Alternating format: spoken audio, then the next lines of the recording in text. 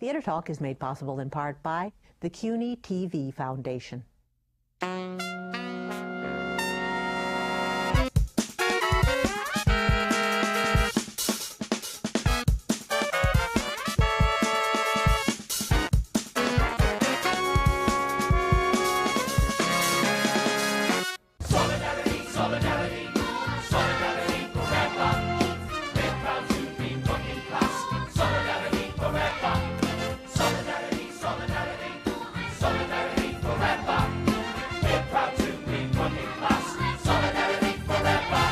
From New York City, this is Theater Talk. I'm the producer, Susan Haskins. And I'm Michael Riedel of the New York Post. Our guest was the director of the staggeringly beautiful movie Billy Elliot. Now he's reconceived the work as a stage musical, which is equally wonderful but amazingly different from the source film. And we are very happy tonight to be joined by Stephen Daldry. Stephen, welcome to your first appearance on Theater Talk. Thanks, nice to be here. And congratulations on the success of Billy Elliot, which, as you know, I saw in London 4 years ago, and I just think it's one of the best contemporary musicals I've ever seen, and much credit to you for putting that together. Oh, well, thank you. Take us back, though, to the beginning of Billy Elliot, the movie, the whole idea. Lee Hall wrote the screenplay. Lee Hall's idea for it, did he come to you with the idea of this story about a boy in a mining town that's dying who wants to become a ballet dancer? Lee Hall's one of my oldest friends, and I've known him almost all my adult life, and we worked together in the Crucible Theatre, which is a regional theatre in England. And so we've been keeping in touch, and I knew he was starting to write a screenplay, and sort of, and so we started talking about it, and he was sort of quite, I don't know, sort of somewhat through the process and sent it to me and said, what do you think? Do you think this might work? And at that point I hadn't made a film. So right, that's Billy Elliot was your first movie. Yeah, what did I know? So I went, yeah, I don't know, it could be. And then he carried on, finished it, and then I sort of partly, I suppose it always appealed to me, and the miners' strike, where the context of this story was something I'd been heavily involved in myself in the time, in the sort of 84 to 85, in this big sort of turning point in post-war British domestic history. Just to give some context, this is when Margaret Thatcher clashed with a very powerful miners' union and essentially broke that union in the 1980s. It was a crucial moment for Margaret Thatcher because it was really breaking the most powerful union in the country, and she'd sort of set out to do this as a sort of starting point. If she could break the NUM, then she could break. And how did she break them? It would basically, the England turned as close as you could have got for about 400 years to a civil war. Mm-hmm. And the country was really beginning to tear itself apart over the miners' union, and the deployment of soldiers was like weeks away, and it was an extraordinary moment. And what did the miners want? The miners wanted to keep their pits open. Simple as that. And Margaret Thatcher wanted to get rid of all the pits, because if you get rid of the pits, you get rid of the union. Right. But then what was going to replace the pits? Nothing. Coal from Colombia, coal from Poland. It didn't matter. You just import. Sounds very familiar. Yeah. The point was to break the union. Now, how were you involved in this? I was at university at the time, and my first job. Actually, I just finished university. My first job. Again, I was at Sheffield, which is the heart of South Yorkshire, which is a coal mining area. Right. My first job was working in a pit village called Barnborough, and my first professional job was directing a play during the miners' strike of women who were in the women's support groups. And we did a play called Never the Same Again, which was about what had happened to the women or what was happening to the women during the strike, and we toured it to all the different miners' welfare, this is their village halls, as a warm-up act to Arthur Scargill, who was the president of the NUM. So what was happening to them, because this is the context of what's happening to Billy Elliot's family, what was happening to people? Well, the women in particular, in that context, although it's not quite the same for Billy Elliot because he didn't have a mum, but the women, the amount of support and the sort of extraordinary nature of how these communities started defending themselves against these attacks from the government was phenomenal. I mean, in terms of feeding each other, finding support groups, creating support networks, bringing those villages together and those small towns together so they could survive in what was a year without any money, without any food, without any electricity, and obviously everything that could be repossessed being taken away from them.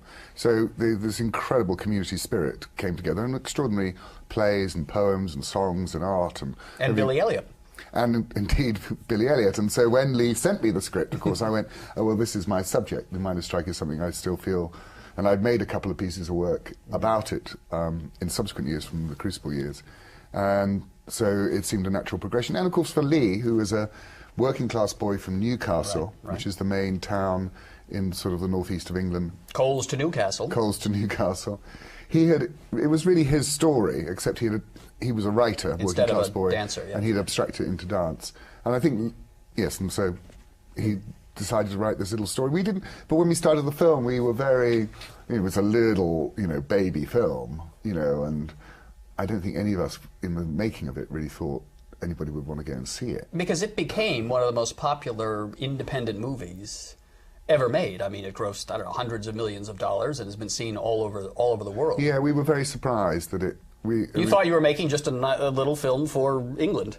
Well, or even for ourselves, to be frank. I mean, we first premiered the film at Cannes, which is where Elton John came to see it by chance. Who's written the music to Billy Elliot. The music and it was the first public showing, and we put it, literally nobody had seen it. We'd never put it in front of an audience. And I was there with Jamie Bell, who was, taking Jamie with me, and Julie Walters. The original Billy Elliot. The original Billy Elliot. And Julie Walters, who's so wonderful. So she's great.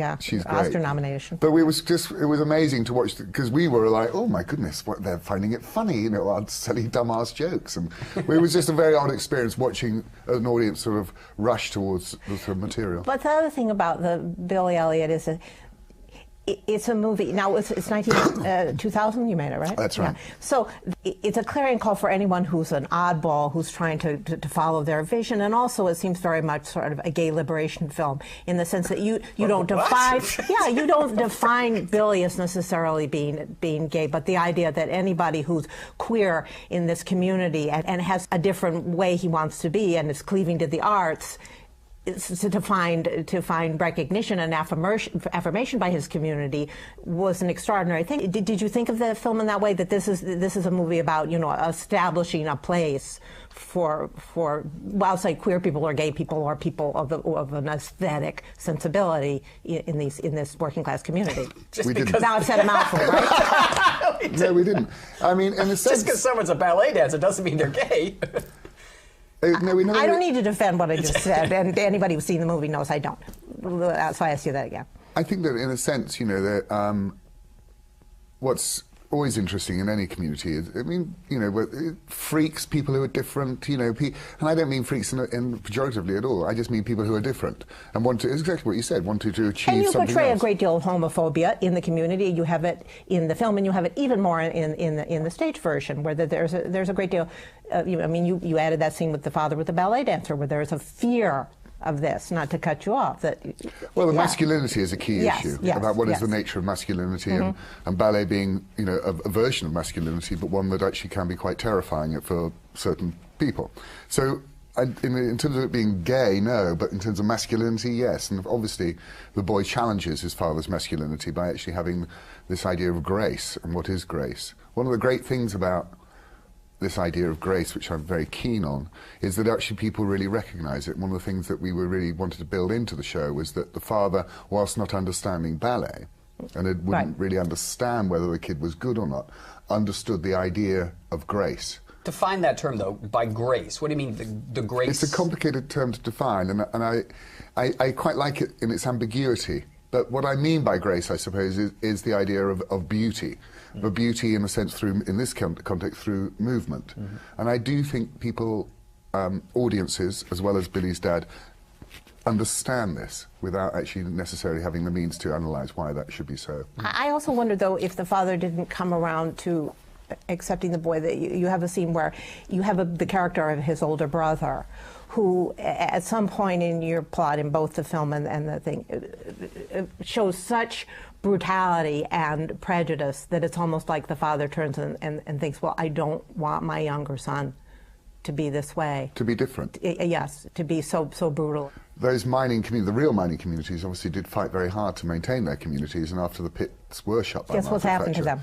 They were, the mines were all shut, and there's no mines left in England now. All those people were on unemployment, and those communities have entirely collapsed. So Easington, which is where our story is set, which was a very vibrant, strong, crime-free, well-educated, working-class community, is now one of the black holes of European poverty, and with some of the highest heroin addiction levels in Europe. And so they you know, what Margaret Thatcher did do is literally destroy not just the union, but actually then destroy those communities. Well, and I think Americans are going to relate to this in a certain way, because now this is what's happened to our country, although 10 years later, in the sense of the industrial heart of the country being destroyed. We are all moving into a post-industrial phase, and how that is managed, obviously, is crucial. In England, it was managed incredibly badly with incredible, awful human cost. To me, I thought what's so moving about the movie and the musical as well is that when you have this boy who's doing something, or shall we say, out of the ordinary for this community, the community eventually comes around to see that it's finished.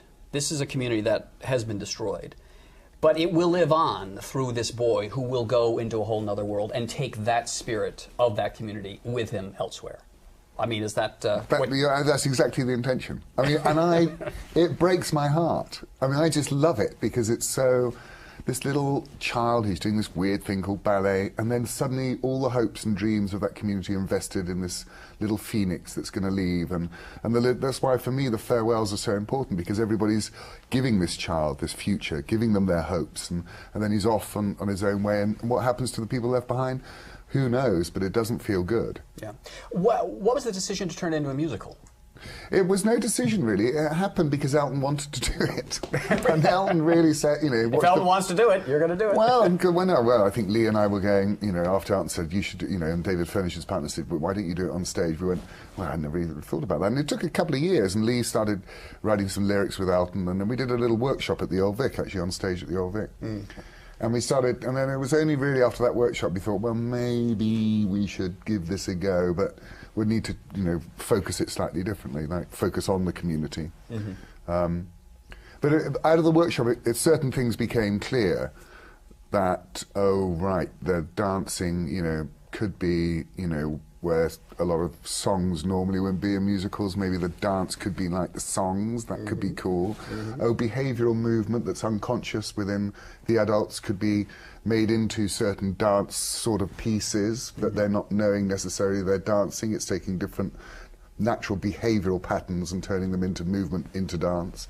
And just, if it's all in the hall, then the hall, and there is a sort of time and place sort of logic to it. There's not a million different locations, and maybe it could work. Yeah, I said at the beginning I was surprised at how different it was from the movie, and that's because you didn't get hung up on your own scenario. You really re-envisioned every idea in a way that some people who come and look at somebody else's movie get stuck on that movie and don't change it for the stage in the way that it must be. Yeah, we have no respect for the movie, so that's really good. You're not, exactly. You're not hung up on anything. I think I was in London during your preview period, which was very extensive, and the show was very long originally. And is it true that you had people like the movie producer Scott Rudin, who produced The Hours that you directed, the fine movie, and Steve Sondheim, Tom Schumacher from Disney, everybody loved this piece, and they were all coming in the previews to sort of, you know, check it out and give notes and help you. And help me. Scott was fantastic. He flew in every week and watched a show, flew back again, gave me notes. And Steve Sondheim went a few times, I think. Did he give you any pointers or any tips? He was fantastic about, you know, what should... I mean, I know this sounds crazy, but it's like, what should be in the first half, what should be in the second half, do you know what I mean? And yeah, just things like that. And actually, you know, the second half in London was always a little bit trying to solve certain things in the second half, and I do think our second half is the best we've come up with so far. I feel much happier now. Now, I also remember, I've talked to Elton about this, because I find Elton John's approach to writing musicals very interesting, since he's often writing them when he's not anywhere near them.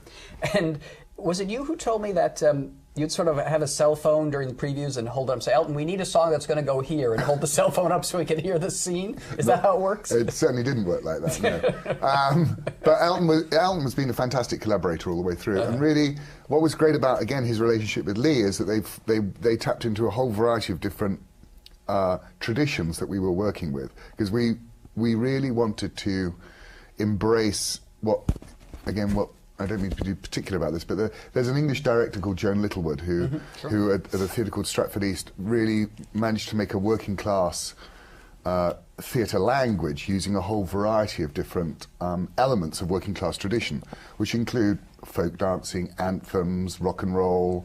Do you know what I mean? variety. Oh, What a Lovely War! Yeah. And in particular, making it into a What a Lovely War amongst other pieces. And so we wanted to try to find a real clash of different working class cultures that could really hit up against each other. And that's what's great about Elton's score, is that he really does find, oh, let's have the great anthem as the men go back to work. Oh, let's have the silly rock and roll number. Let's have the Christmas sort of like Slade number for Maggie Thatcher. And finding the very particular nature of all the different language of the show. How do you work with someone like Elton, who's a worldwide superstar, who in the old days of doing a musical, you'd go out of town for 4 or 5 weeks, and the composer would be living, right there in the hotel room, and the director or the producer would be, beating with a stick to get that tune out. How do you work with someone who is touring and traveling and in Vegas, and who's not there on the spot when you're putting together such an ambitious show? Well, there's a couple of things, really. First of all, when we were doing the workshop, he was around. Mm-hmm. So we did start experimenting with different, and we had a few other songs in there. David Furnish's partner is always with us. Mm. And so there's a very close communication about what we're doing and why we're doing it, and how the orchestrations and the arrangements, which are crucial, how those are developing, which do always get involved. We always get Elton involved in all of the arrangements, because they're sometimes radically different to the original intent. Mm-hmm. And sometimes I go to Vegas. And sit without me. How nice is that? I ran into you the other night, and you said something I thought was very touching. You've spent a lot of time shaping the performances of many young boys who are playing Billy Elliot. I don't know, how many of you had? 15? 15 in England, so we're up to our 15, 16, 17, 18 now. And the 4 in Australia. 18. 22. 22 kids, many of whom have had no stage experience before, who are not trained actors or singers, maybe ballet dancers. But you had just seen one of the Billies do something that night that you thought, he's had this breakthrough. And I remember you said to me, no one else will pick up on it, but I do. Do you think you become that involved with shaping these kids' performances? And there's an amazing, one of the reasons why I keep loving doing the show is there is an amazing conflation between what the journey of Billy and the story, there's this little kid who sort of stumbles across a dance and school and ends up going to the Royal Ballet School. And then in terms of our audition process and where we find the kids, we find these kids who are often have certain skills, but none of the kids come with all the required skills, and so they have to go through a training program. And often the kids have never performed, except maybe dance, but usually never performed, acted or sung, and often with ballet, it's quite a restraining form. I don't mean that in a bad way, but I mean that it's classical in that it's classical and it's tight, and it's to release the child when the kid gets to a point where they're starting to really find their journey through the show, and you get these moments of breakthrough when the child suddenly goes, I know how to. They can start feeling it. The kids are pushed to the limit of what's possible for them to do. And part of the joy of the show is seeing a child who literally possibly can't even do it. So that you feel the struggle of the child through the struggle of the show, which is the struggle of the character. Mm-hmm. But when you get these moments when the child just suddenly bashes through, or comes alive, suddenly just finds a new level to go to. It's one of the most amazing things you can. And it's palpable. I mean, I don't think it's just personal to me. I think the audience suddenly go, oh my God, that kid. Because the kid's discovering it as doing it. And it's one of the most exciting things you can ever see. Well, what was the quality then that made you choose that child that you knew that was going to come? On the whole, you don't know. You have to, when you're casting the kids, let's just go, just out of interest, that this is what they need to have on a skill base. They need to have enough ballet to plausibly get into the Royal Ballet School. Usually that means they've got 4 years of ballet at a minimum before they come to us. Uh-huh. But sometimes they don't. Sometimes you've got to teach the child ballet, but usually they come with ballet. Tap they often don't have, so then they've got to spend years, often, I literally mean years, learning how to work tap, which often is diametrically opposed in technique to ballet. Mm. Then they've got to learn contemporary dance, and what that means to, as I say, to express themselves through movement rather than technique. Then they've got to learn how to sing, because often they'd never have sung before. Then they've got to learn how to project and do basic actions. Then they've got to do the whole thing within a particular accent and dialect from the northeast of England. So it's plus gymnastics they've got to do, and they've got to be flying, and all these other elements. And have charisma to carry a $20 million show on their backs. And then on the top of that, you're looking for a kid who in the end might just have that thing that goes, yeah, I'm happy to be in front of 1,500 people and I can hold them.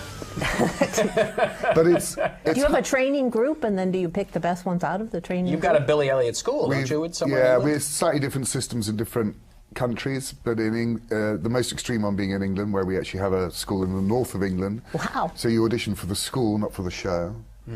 And basically what we do in America is the same thing. When you audition children, you're not really auditioning for the show, you're auditioning for what is an incredibly intensive and incredibly expensive one-to-one training program, which can be anything up to a year or 18 months. And from that training program, you then actually cast the kids. Do you have these moments, though, because these kids grow up. They grow up while they're doing the show, and it's time for them to leave. I mean, do you have to, like, take a kid who's had a great run, being Billy Elliot for a couple of years, and take him aside and say, your voice has changed, you're too old, so long, good luck? Know. It is, usually the kids know. Really? And usually the kids will tell you when they're going to go. They always feel their body changing and the voice going, and you're usually in conversation about it anyway. The kids leaving the show is devastatingly heartbreaking. I mean, it always devastates me. And it's partly because you've often spent now years with these kids. You've taken them out of their homes, you've educated them, you've been with them, and the cast has been with them, and there's a new family has formed for them. So leaving it is heartbreaking, which is why we do have after-show care, which is why we have a social worker who helps them do all that. Once they go outside the stage door and the kingdom is gone, they go to the social worker. Well, you need a kid social worker so that they can find a way back to school. Like ex-child stars, that's pretty great. Yeah. All right, Stephen, we got to wrap it up. It's great talking to you, but I want to say that when you are not doing Billy Elliot, which takes a great deal of your time, you've got a new movie that you're just finishing, The Reader, based on the fine German novel by Bernhard Schlink. Bernhard Schlink, right? About well, I don't want to give it away, but a woman who worked in a concentration camp at one point in her life. It's a film about post-war German guilt, essentially. It's a love story. With a screenplay by David Hare. By David Hare, that's it. All right. Stephen Daldry, the director of Billy Elliot at the Imperial Theatre. It's a terrific new musical. Don't miss it. And thanks for being our guest on Island Theatre Talk. It's been a pleasure. Always good talking to you. Very nice to see you both.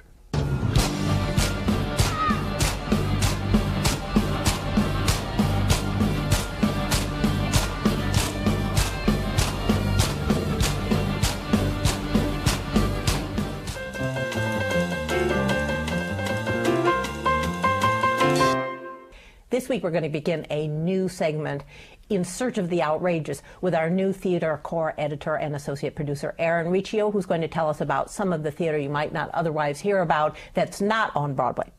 Yes, we've sent Aaron out throughout the city trying to find all these offbeat, wild, and crazy little plays that are going on out there that those of us who cover Broadway sometimes don't have the time to get to. And Aaron has been foraging around town lately, and what have you picked up? Yeah, Aaron? and actually he's going to talk about something that's fairly well known. The play that I've chosen is Blasted by Sarah Kane. It's being done at Soho Rep right now. And the play itself is a play about human relationships becoming totally shattered and ripped apart to the point where truth is the only thing that's left visible, and the open bleeding scars on these people bring about a truth and a real human emotion that is rarely seen on the stage. The buzz around town is that this is a very violent play. Well, it gets progressively violent, but what's so good about the play and this direction of it is that it stays rooted in realism first and foremost before it gets to some of the bleaker and harder to depict on stage moments. I don't want to give anything away, but I'm sure people have heard. Just give us a little taste. Well, there's a taste that's involved in the play. That's enough. Yeah. Let's just say there's some eating of flesh and pounding of flesh, and is there cannibalism in this play? Well, of a corpse. I don't want to go on too much more. And yet than you say that ultimately this play about what the degrading, horrible, debasing things people do to each other, including apparently eating them, it ends on a hopeful note. Yeah. Well, I mean, it's sort of. It's a very Beckett-type play towards the end. It starts to get more and more surreal as it goes on. And the reason why this production works and the reason why I say that everybody should go out and see it is because it takes that surrealism, but it keeps it grounded in reality. Now, Sarah Kane committed suicide. She did. All these plays have been produced posthumously. Well, no, this was produced while she was still alive. And do you know that Stephen Daldry originally commissioned Bash for the Royal Court? But do we know why she killed herself? Did she leave a note? Do we have a sense of who she was? Was she? Apparently, she was quite depressed. There's a lot of depression involved. There's depression, yeah. Now we know this play is very violent. Yeah. Should people stay away if they're squeamish? No, I would say if people are squeamish, they should tear down the walls, just like the play tears down its own walls, and really buck up and open their eyes. I think sometimes it's good to have a little medicine for the soul. Okay, so Blasted, it's at the Soho Rep. It's extended now? It's extended twice, yeah. Okay. So it'll be playing through December. All right. Keep looking for new stuff, Aaron. Yeah, I All will. right.